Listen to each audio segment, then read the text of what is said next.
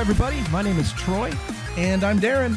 You're listening to the first ever The Brothers Greif podcast. Podcast for people who yell louder at Super Smash Brothers matches than the Super Bowl.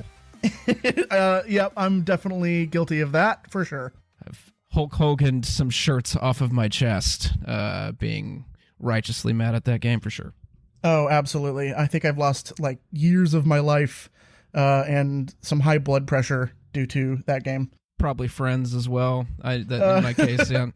You know who you are. Mm-hmm. Craig. No, I don't know. Well, hey, welcome to all three of you listening. Welcome to our little dark corner of the internet. This is the first episode of the Brothers Greif podcast. Been talking about this for a long time, man. This is exciting. Yeah, absolutely. I'm kind of excited to make a little internet footprint and talk about video games. And yeah, so I'm really excited. This podcast is, I like how Darren put it. He calls this is a video game centric show and tell. We both bring two different items in the video game umbrella. Could be anything between video game music, levels, specific people in video games to each episode, and we just talk about it and have a little chat. Absolutely. So this will end up being sort of our, as brothers, our love letter to the world of gaming, if you will. Speaking of gaming, what have you been playing lately? Oh, God. Fuck. Dude, I started a new Skyrim character, and this episode caught me at that time. Wait, isn't this like your, 30th character? It's, oh, God, it's more than 30. Oh, boy. I saw a meme the other day that it was like, you don't ever quit Skyrim, you just stop playing for a considerable amount of time. You go on you go on Skyrim benders and then you spend your downtime recovering. yeah, dude. I started a Skyrim character and almost lost my job, and here we are. You need some kind of Skyrim rehab. Yeah, for real. Like Todd Howard's giving out pamphlets on the side of the street, he knows. Sorry for what I did to you. Did you play Skyrim after 2011? You might be eligible for compensation from Todd Howard. Hey, try my new rehab program. Everything just works. There's no glitches, no more hair pulling out, no more limbs extending into the heavens. Yeah, no, I'll be damned. When pigs fly, man. Yeah, no, for sure. Did you ever get a chance to play Outer Worlds? I played a little bit. Yeah. It's I played that one and completed the story and was really proud of the character that I made, and then in a classic Darren fashion, I put it straight down and move on to something else. and then I kind of got that itch, it was like, I think it maybe came out around a year ago, give or take a month. And so it was right around now. It was like, oh man, I want to pick that one back up again. And it's one of those, I believe it's made by Obsidian, so they did Fallout New Vegas. So the dialogue trees are super robust, and you really feel like you're your character. And so what I did was I made this character that was like a melee centric stupid guy from Russia. I think his name was Igor. And he's just this big, built as fuck, baseball bat wielding simple man. Yeah. And he's the captain of a ship. Big, tall, dumb, stupid. It's an interesting combo there, but I'm loving it. Outer Worlds, hopefully they come out with a sequel and sort of pick up the Bethesda baton where they dropped it. Oh man, I was just talking about this the Outer Worlds yesterday because I was really bored with all of my games, and I was looking through my library, and I'm like, what do I want to play? And I saw The Outer Worlds, and I played about 20 minutes of it and was like, this is fun. And like you said, just put it on the shelf for it to collect dust forever. It's games like that. I hate to say it because developers probably hate us, but it's games like that where they're going to be good, but you don't need to play them right now. Wait until they're $20 or $30, in the discount bin at Walmart, if you will, and just play it. It still has the same gameplay value that it did when it was $60. That being said, The Outer Worlds is a great game. Oh, absolutely, worth every penny of $60. Yeah, but Walmart $5 DVD bin. So I'm ready to get into my first topic if you are. Yeah, dude, let's dive right in. Cool. So my first thing, Well, okay, my first thing really isn't a thing at all. It's a man. And I think, Troy, you would agree with me. This man is responsible for a lot of yours and my early gaming experiences. Oh, boy. Yeah, dude, this guy, his name is Grant Kirkhope. I don't know if you recognize the name. Yeah, for sure. He was the composer for Rareware for a lot of their big hit blockbuster games. So think Donkey Kong 64. The MIDI bass saxophone, or not bass saxophone, the MIDI Barry saxophone. Yeah, and the oboes and shit. Wop, wop, wop. That, yeah, dude, iconic. And he also did the Banjo-Kazooie and Tooie series and stuff like that. Like, good lord. Yeah, no, this guy has a huge footprint in the gaming world. Yeah, no so kidding. He blows my mind in like 3 different ways. And first and foremost is the music. But I'll get into that later because I will talk your ear off about his music. But the other one is that he was a voice actor in these games. I thought he was just music. Yeah, he was a voice actor. For all of like Rareware games? Not all Rareware games, but just to give you an example, he was Donkey Kong in DK64. Yeah, okay.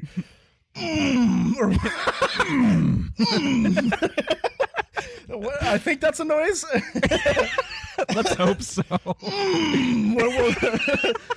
We're gonna ask the panel. They'll get back to us. That's slightly sexual. He did, he did the voice of Donkey Kong 64. But he did the Jinjos. Yeah, exactly. Mumbo motherfucking Jumbo. Ooh, Eco Pokem. Yeah, and then, so here's one that I stumbled upon like a couple days ago, and it blew my mind because I had no idea. He voiced a character called Captain Blubber. Who? His name is Captain Blubber. He's a seafaring, almost a pirate. Hippopotamus. Almost a pirate. Almost a pirate. Pirate-esque hippopotamus. Okay. You find him on his boat. He's crying because he's lost his treasure. And in what game? In I believe it was Kazooie. Might have been Tooie. All right. But you know how the characters in the Kazooie and Tooie games kind of have it's not a voice in that they're not saying words, but it's more of like a representative noise that they make. Oh, yeah, exactly. Captain Blubber spoke in belches. It was just, in fact, you know what? I'll throw in, there's a clip that you'll listen to right now, just so you can hear it.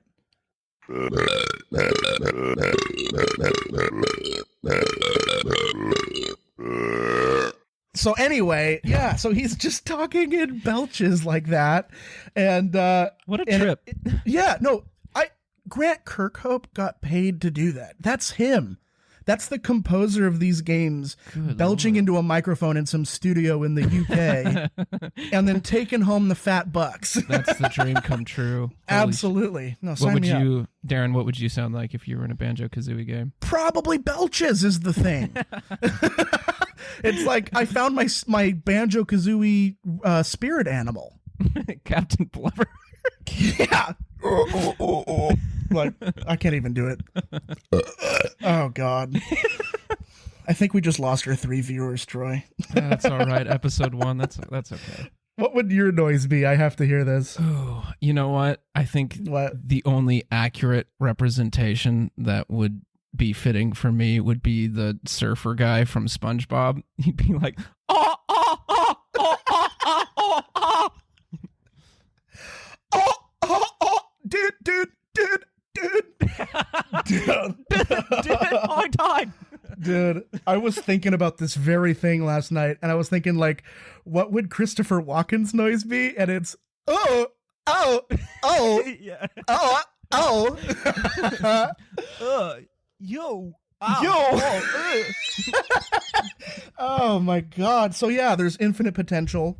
Trumps. I call for Trump and Christopher Walken cameos in Banjo 3. China. That's absurd, and you know it. That would be the worst game. Or the best. I don't know. Or the best. All that aside, the thing that Grant Kirkhope, in all his glory, the thing that he's known for above all is the music. And we got into this before. You mentioned those bari saxes and the really reedy, low woodwind sounds and all of that. That just goes to show. And I think, if I'm allowed to go off on a wild tangent here, Please do. I think I owe a little bit of my, not musical tastes, but a personal music appreciation to him. And I didn't even realize it until I did my study work on Grant Kirkhope.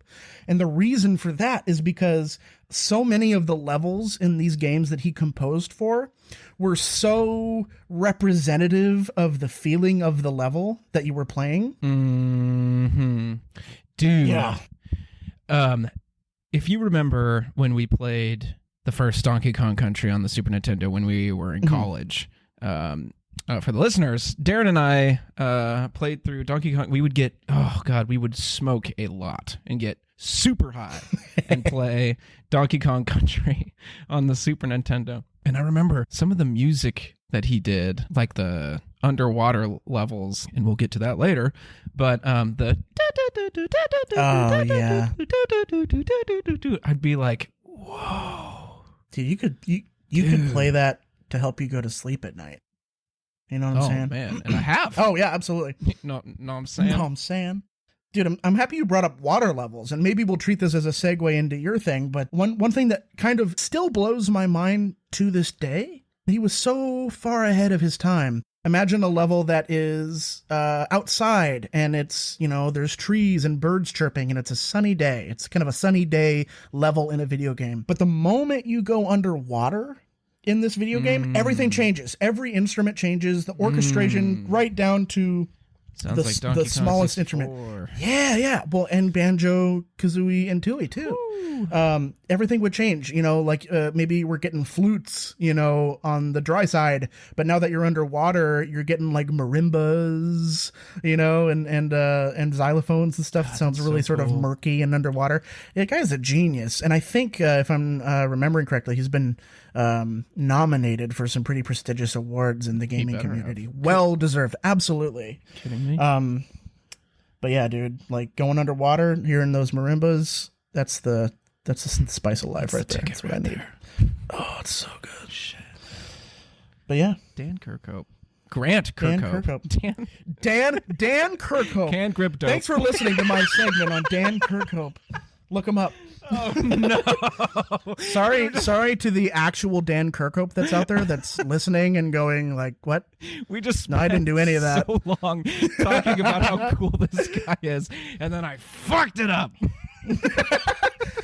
Well, ladies and gentlemen, you should get a pretty good example of what's ahead in the Brothers Greif podcast. Yeah, and now it's time for my segment. Buckle up, folks. It's going to be a doozy. Oh, God. Anyway, as I alluded to earlier, I wanted to cover water in video games. Water levels, water music, iconic levels, notable tracks, the graphics of water boss fights, all the kind of just watery liquid goodness that you see in video games. And I actually want to preface this segment with an anecdote I was thinking about earlier. So when I was in third grade, I met this friend named Britt, and we connected over video games, and I would go over to her house and I'd play video games, and we were playing this Bionicle game for the GameCube. Yes. She let me play first because she's a nice host, and I got past the part that she was at, and the next level was the underwater level, and she was super stoked because she hadn't been to this part of the game yet, and she was waiting for an underwater level, and here I am playing it, and she goes, "Oh, I love underwater levels. Can I play?" And I straight up said, no. and I kept playing, and I did not stop until I had to go home. At which point I asked, "Can I borrow this?" And she was just so nice and let me borrow it. And so I took it home. You and I beat it, and then I just tossed it back like, "Okay, you can beat it now." Dude, like you had a fucking like bone to pick with those water levels. I guess. And honestly, as I'm telling this story, I'm remembering more. Like a month later, we had a garage sale, and we were selling some GameCube games, and our like way of like security, I guess, was that we would put out the cases empty without the discs in them, and we had it in like a bag in the back, so that if people just came up and swiped them, they would only get the case. We'd still have the game. Anyway, Brittany comes down. We took that from Blockbuster, by the way. That was a Blockbuster move. Oh hell yeah. Britt comes down, and she sees that we have Lord of the Rings, The Two Towers, and she goes, I want to buy this. We sold it to her, $20. And she takes it home. We forgot that we had the discs in the back, so we sold her an empty case. Yeah. And her mom must have been so upset. Because she was already sick of our bullshit. She calls and goes, yeah, hi. What the fuck? And why did you sell my daughter a plastic box? For $20. Quit coming over and like stealing our games and selling us garbage. I felt like such a douche. That poor girl. I know. So anyway, water levels. Oh yeah. Oh God. Britt, if you're listening, I'm so terribly sorry. I've gone down the path of redemption. Don't you worry. This podcast going to be just us airing out our dirty laundry? Dude, it's turning out to be that way. Hopefully I can steer this and get it back on the rails here. God. Welcome to therapy with the Brothers Greif. Water levels. Let's talk about water. Yeah. So I wanted to get this one out of the way because it's the one that everyone's expecting us to talk about. Iconic water levels. The water temple, Ocarina of Time. Is it redeemable? Oh, dear. I think so. You do? I mean, yeah. I mean, like, here's the thing. The problem with water levels in general, because people always just dread water levels for whatever reason, and I think I've pinpointed it. There's only so many like mechanics that you can do with water. You can raise the level of it or lower the level of it, or you can change the direction in which it flows. All of that sounds like a terrible fucking time. Absolutely. Well, plus I'm thinking about it, like any combat or movement that happens in water has got to be completely different than your land-based combat. So it changes the rules and feels uncomfortable anyway, you know? We'll take the water temple, for example. Yeah. Once you put those iron boots on and go underwater, what do you have to fight with? The hook shot. Oh, God. Who cares? That sucks. Yeah. It's garbage. God.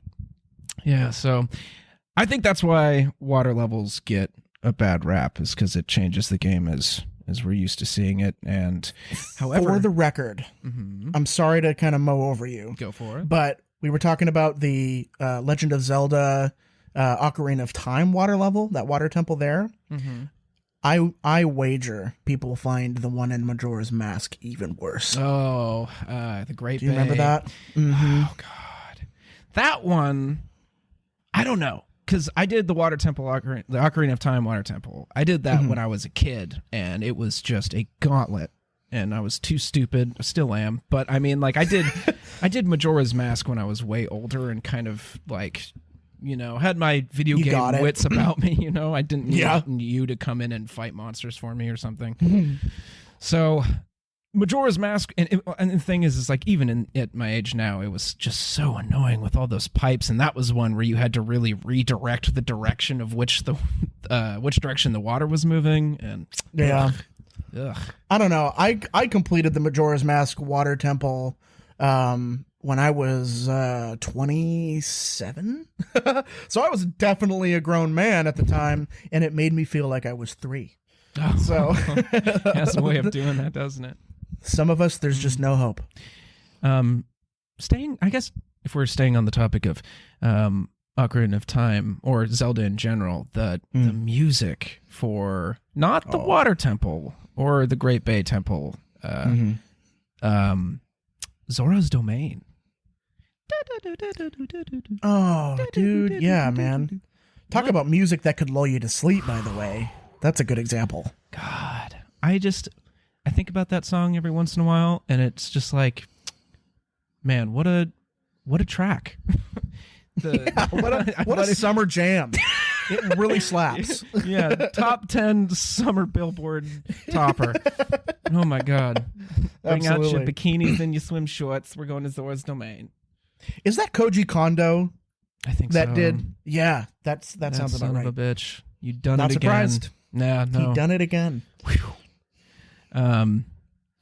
On the same track of like music in water levels, Super Mario 64 has Dire Dire Docks. Dude. Mm-hmm. Dude, you are striking a chord with me right now because I had no idea that like the music of water levels, I think they had to write really good music for the water levels now because they knew it was shitty. Shit. Yeah. Because all of them summer jams are coming straight from those water levels for sure. Mm-hmm. You know what it is, dude. Grant, what is it? Dan Kirkhope.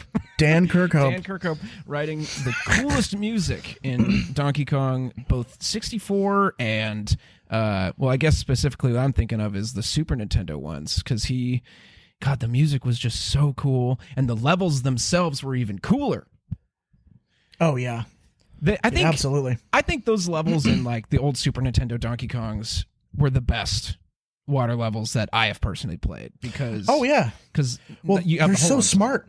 Oh my God. I remember the ones where like you have to cool down the water by jumping on a seal's back and it goes and then like spits water into the hot water.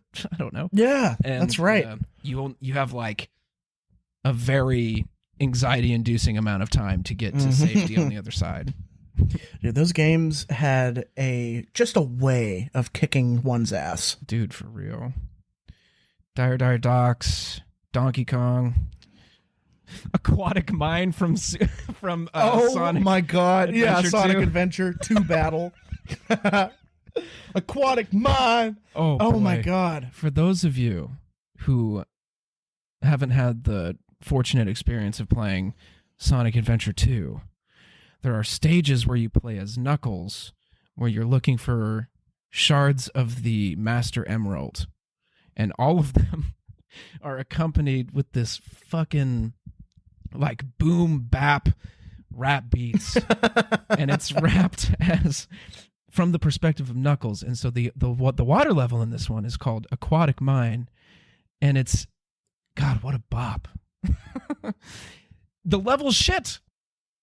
I didn't like it that much growing up because I hadn't been exposed to rap that much as a younger child. But now when I listen to the Aquatic Mine, I think there's a shred of genius in all of those levels. I want to meet the man who just decided to lay down and spit those rhymes for a fucking Sonic game. I want to meet that Knuckles. man. Yeah, dude. That guy is tenfold cooler than either you and I. Yeah, he's more G than we'll ever be. Every time I hear it, I'm just waiting for it to get like dirty, like not kid friendly, not E for everybody. Yo, it's Knuckles. Yo, what's up? It's motherfucking Knuckles. That's right, motherfucker. It's Knuckles in the Aquatic Mine, slinging all the drugs, doing dope in lines. Oh my God. Something about the emerald. Coming cream sauce like fucking dairy go. I don't know. You're hired. Sounds great. We'll put that into the next If we one. ever need an edgy as fuck Sonic game, you're the guy to find. They could have used that for Sonic 06 and it would have fit right in. Why the fuck do I keep falling through the level? The physics don't fucking work. This game's broken. Uninstall, refund. This game was developed by a bunch of hacks. I want my money back. Sorry, Sega. Oh God. Sorry, Sonic team. No, they need to be aware of. They need to know the war crimes they committed. Sonic 06 is banned by the Geneva Convention. Oh no. Whew, That's like man. you go to your grandparents' house and you go into their basement and find a bunch of cursed items in there, and one of them is Sonic 06. Your grandpa got that in the war. Grandma, what's this? Put that back where you found it. Don't touch it. It's not for a young child's hands. Don't let it out. Do you have any idea how long it took us to get it in there? There be demons in that game. Criminy. So water levels. Oh, jeez. What about him? Yeah, what? What? Oh my god. Well, I lost 5 pounds. We'll move on to water graphics in video games. Oh, if I remember correctly, this is kind of a line in the sand between you and me. Mm-hmm. Mm-hmm. You damn right. Yeah. Wait, Go ahead. I'll let you present your case. I'll present a rebuttal. Skyrim. Mm-hmm. We were just talking about that earlier.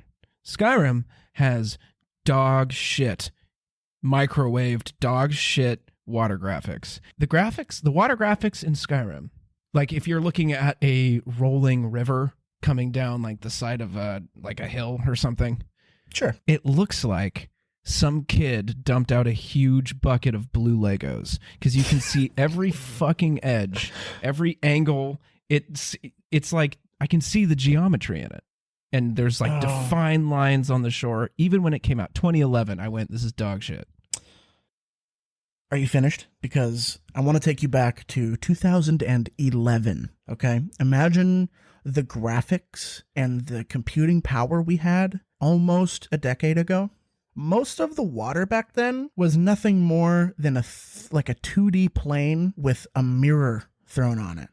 Okay? And maybe if you were lucky, you got a little like ripple effect that just kind of floated its way across this basically an animated GIF that's on the ground in your game. What Skyrim did, and yes, it's dated now, but Skyrim took water and made it almost tangible. Not saying that like you got wet and all of that sort of stuff when you got into the water. That came later with like GTA 5 and all of that. But Skyrim water was like alive. Like think about other games from 2010-ish that had like really like at least semi-convincing flowing water. I'll just let you think on that for a sec. I'm finished, you know. I just want our audience to know that Skyrim... Take a moment to reflect. Exactly. Reflect. Yeah, Skyrim, I think you're probably not giving them enough credit. I think I'm giving them the exact amount of credit, with the whole idea of it that it's just a bunch of blue Legos rolling down the hill. And here's why. Take me back to 2011. That's cute. Let me take you back to 2002. The GameCube is the new kid on the block. Super Mario Sunshine just came out. What? That's right. Super Mario Sunshine just came out. It's a big deal. Those are some of like the earliest, like, unless my memory is like, this is just all nostalgia service. I don't think it is, because I've played it decently recently, and I still think the water in that game looks amazing. And when I see stuff like Skyrim, like when I was playing it yesterday, I was even playing it on Ultimate Edition or Special Edition, whatever it is, where it has Todd Howard's boner-inducing volumetric lighting, and I was looking. I made a point to stop and look at the rivers because I knew we were going to talk about this today, and I was like, "See, this just isn't." I thought the same thing I did back in 2011, which was, "What is this?" When they first revealed it, like that trailer that blew everybody's tits off and made everyone just freak out. Mm-hmm. They showed a little bit of rolling water, and I remember thinking, that looks good. But then I played the game, and I went, that looks bad. So you've been thinking Skyrim water looked bad from day one release, Skyrim 2011, seconds off the shelf, hot out of the oven. That's right. Then we're at an impasse. Yeah, well. And I don't know what to do with you right now. Where do we go from here? I've got one more game. Red Dead Redemption 2 has amazing water. Okay. Yeah, I'll meet you there. Granted, it's like the latest game that we've talked about so far, but I mean, just like where water like came from and where it is now, it's just like I can't. Red Dead Redemption 2 blew my mind, and that's like absolutely. I've been waiting for a game that just does it right, and I think Red Dead does that. Like, you see the waterfalls, you see the rolling rivers, and I'm like, dude, that looks so good. When did that game come out? Was it 2018 or 19? No, it was 2018. It was holiday season 2018 when that game came out. Here's the thing. In 2018, if you're not getting your water at least somewhat right, what are you doing? But yeah, so Red Dead Redemption 2, kind of state of the art, although I will agree with you on every point you made. Red Dead Redemption 2, their water, I mean, let's not kid ourselves. That whole game was a spectacle for the eyes. Unbelievable. But yes, Skyrim had their shit together. Are you able to dive underwater in that game? I don't think you can. Oh, no, I don't think you can. Can in GTA 5. That's right. Yeah, no, I don't think you can. You don't think you can? In Red Dead, no. Man, that's a shame. I mean, I guess with that, the whole swamp area, what would you even see? Oh yeah, that'd be ridiculous. You would see nothing. You would see nothing. Just yeah. Mud and alligators. So maybe they were just like, you know what? They don't get to dive underwater. There was going to be a whole like underwater level too, but not anymore. But hey, Rockstar, Red Dead Redemption 3, let us dive underwater, dude. I wanna like explore wrecked carriages under the bridge. Yeah. We need to petition that for the next update. Hell yeah. All right. Water boss fights. Man, there's two that just like off the top of my head, I was just like, oh, these are the two, and I didn't really think on it too hard because I was like, those two. Mm-hmm. The pufferfish in Donkey Kong 64. Donkey Kong is quite the appearance in this episode. Truly, it's terrifying. You're in you play as Lanky.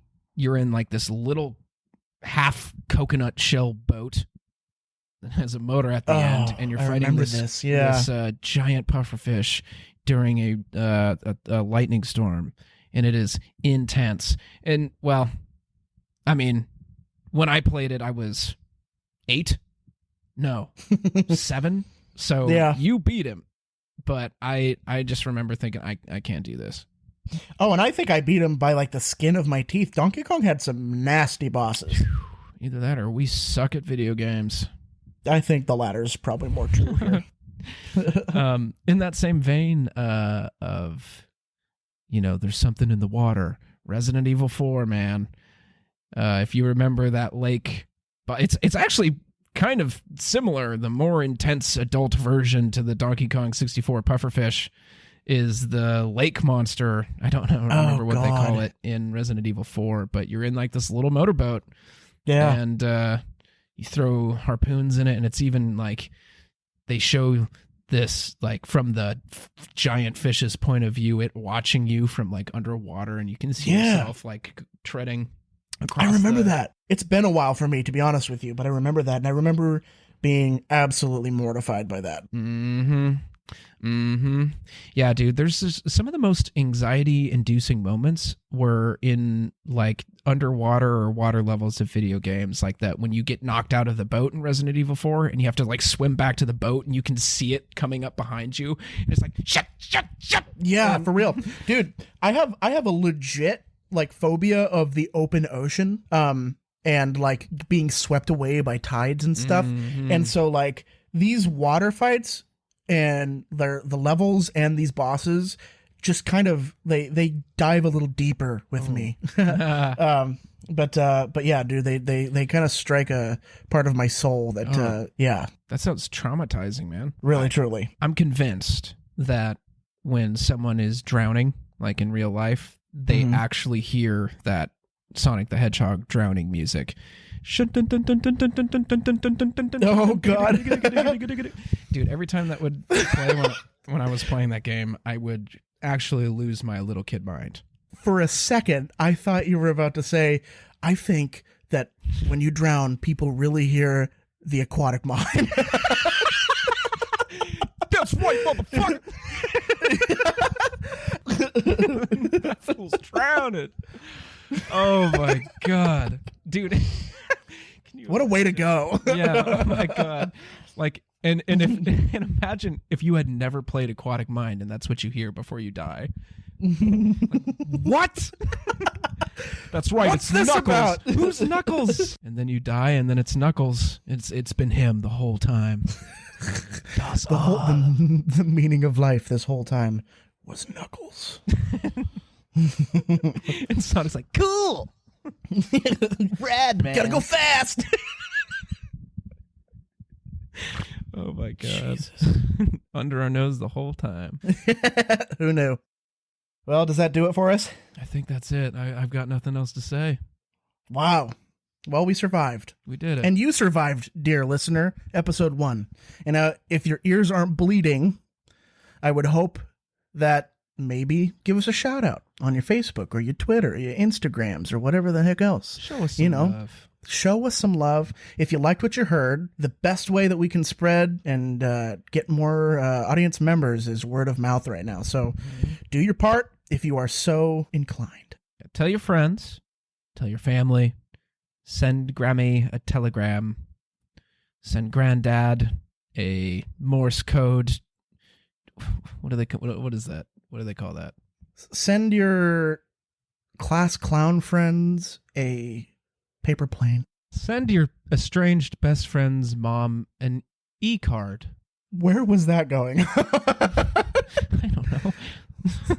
Send your best friend's mom a perfume-doused love letter. Talking about this new podcast you just found called The Brothers Greif. Oh. They go, wow. Who? Is that Aqua de Joe? Who are the Brothers Greif? Oh, I don't know, but I bet they smell great. And sound better. Mm-hmm. Well, that'll do it for us today. Thank you for listening, and we will see you next time on The Brothers Greif. We'll be right here, and we hope you will be too. Ciao. Ciao? Yeah, why not?